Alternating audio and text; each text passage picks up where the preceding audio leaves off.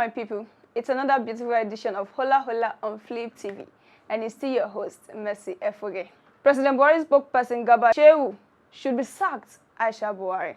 Governor Makinde signs anti-corruption bill into law. Nigeria's Attorney General asked secret police DSS to hand off trial of detained activist Showore. Journalist Agbajanlego being handcuffed and ready to be thrown into Black Maria that will take him back to Calabar. FIFA plans to build stadium for Africa countries.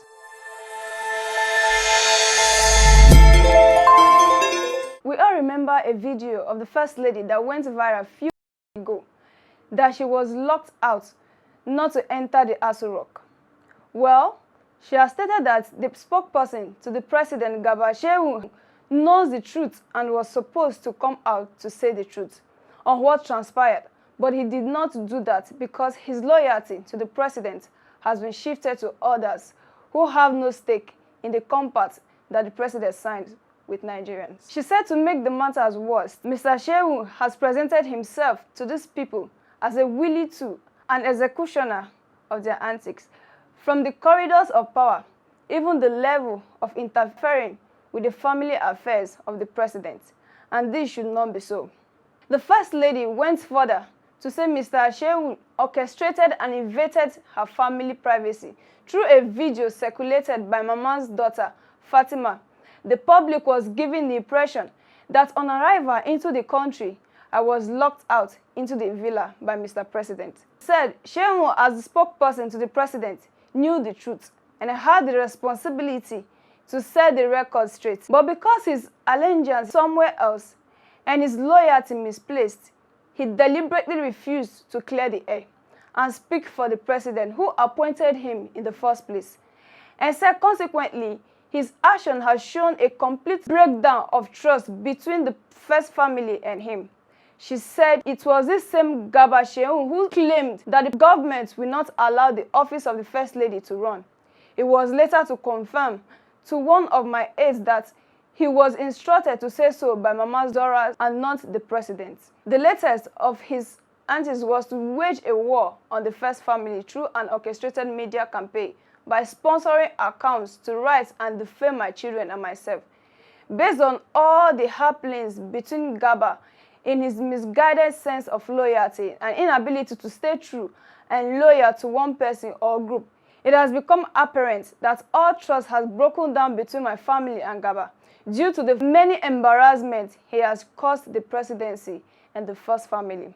And she said it's in the best interest of all concerned for Garba to take the advice of the authority given to him sometimes in the first week of November 2019.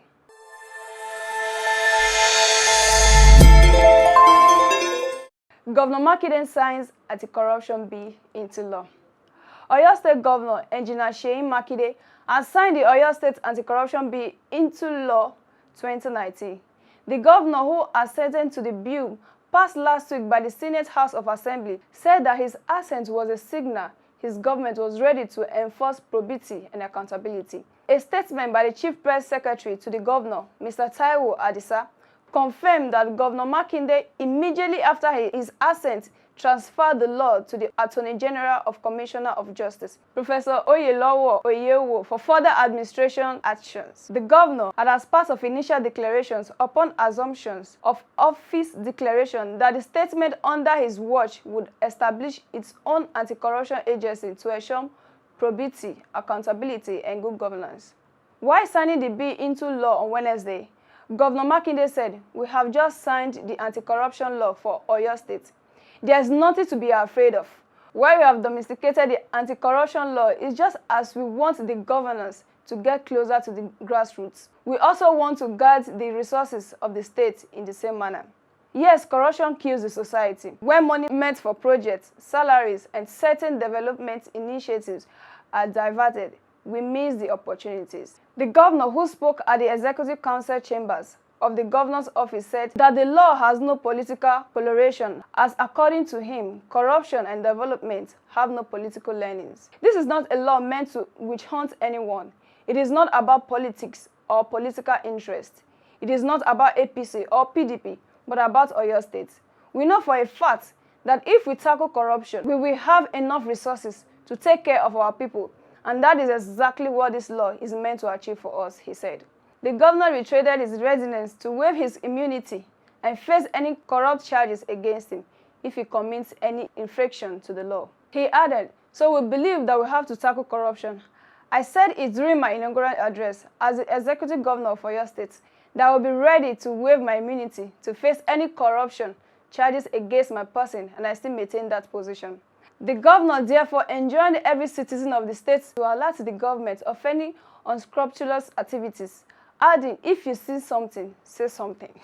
He also warned against writing frivolous petitions, adding that anyone found guilty of such would equally be prosecuted. "I want to implore everybody, the citizens of Oyo State, to say something when they see something. And I can give you the assurance that we will act. We do know that people may want to take certain things for granted. They may want to use this law to settle scores because we have seen situations where people wrote frivolous petitions against somebody they have hatred for, and with that, they think that they have the opportunity to square up. Well, we won't condone that. If you write a frivolous petition to us, you will also be sanctioned because that is corruption in itself." He warned the civil servants not to petition themselves wrongly, as anybody found doing so would face the law. The governor further said, "It is a new opportunity for us to show the world that we can run a transparent and accountable government. I do hope that nobody here will fall into the trap of corruption. I did mention that there's a serious temptation in this job. For instance, I'm being paid 550,000 naira and I have to run a yearly budget of over 2 billion naira. Of course, we'll be tempted, but we have to resist the temptation. We have to know that whichever position we occupy is based on the trust of the people. And when we leave, we will still go back to the large society. And if we perpetuate corruption, the effect is waiting for us outside there." So I want to assure the people of Oyo State that this law will keep us in check, hold us accountable. And if you have anything about any of us, don't hesitate to bring the facts out, and the law will take its full course.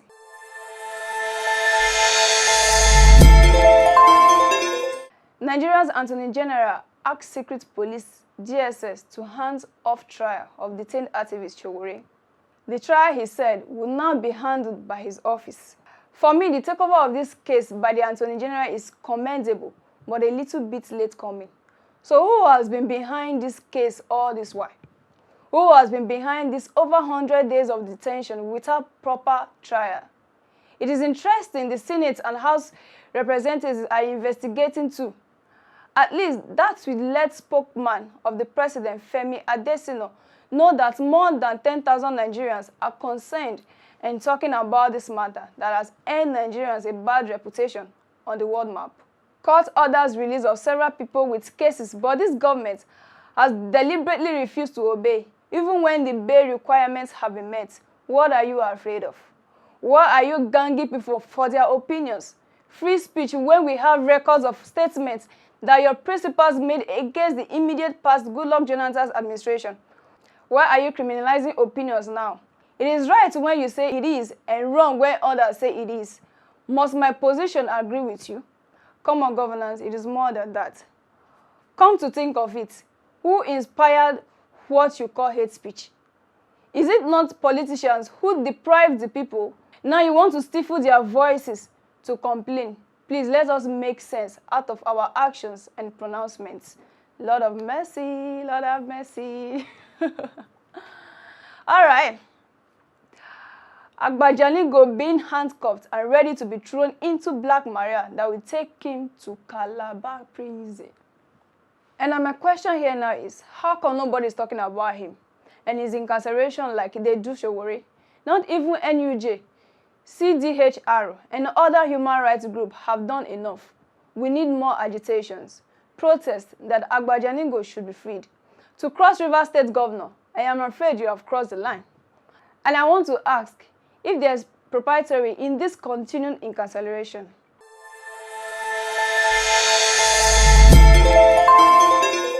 And moving on, FIFA plans to build stadium for African countries, including Nigeria. This is not a cherry report about Africa. gross infrastructural deficit is a big dent on Africa. And this state of affairs has impacted negatively on social and economic development on the continent.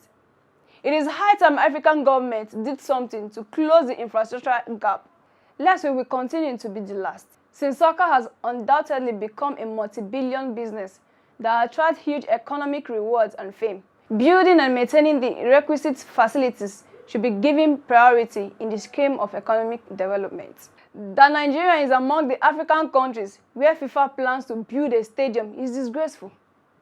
It is sad that Nigeria has no good stadium. The general neglect of infrastructure, unfortunately, is not limited to roads and bridges, but also to the sports facilities. All the iconic stadiums, including Liberty Stadium, Ibadan, Africa's premier stadium, have been destroyed. Besides, there are more than 50 stadiums scattered all over Nigeria, and yet none is good enough to host FIFA football competitions. The Moshood Abiola National Stadium, Abuja, with a capacity of 60,491, is the biggest in Nigeria. This is followed by the National Stadium in Lagos, with a capacity of 45,000. It is sad that the two biggest stadiums in Lagos and Abuja are in deplorable condition, and after goopy billions to build, it is a show of shame to Nigerian government. While the National Stadium in Surulere, Lagos, is now noted for beer drinking joints, Moshood Abiola Stadium in Abuja has been turned into a cattle grazing ground. Well, and that will be all for today. Catch me next time on Flip TV. It's still your girl, Mercy. Bye.